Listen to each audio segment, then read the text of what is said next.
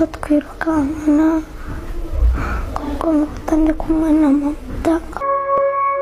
Muri jenoside yakorewe abatutsi hakoreshejwe systeme yaho benshi bishe bake, kuko leta yakoze ibishoboka byose kugira ngo ikangurire abaturage b'abahutu kwitabira jenoside.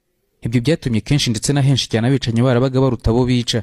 Hari naho byabaga karenga ugasanga umwana w'imyaka 7 avumbuwe ahantu hakaza igitero cy'abagabo bakuru nka 40 baje kwica umwana umutaragera ku kigero cyo kwifatira icyemezo yewe atanazi n'uwo ari we, ku buryo kumwica umwita umututsi yabaga bikeneye ibisobanuro atanabyumva neza. Nibo bashaka kuvangura nko muri Afrika y'Hepfo, ko muri Afrika y'Hepfo ninde utegeka, arategeka minorite. Akaba ari cyo bashaka rero. Twebwe ntabwo dushobora kubyemera. Hari Bwana Bicamumpaka Jerome,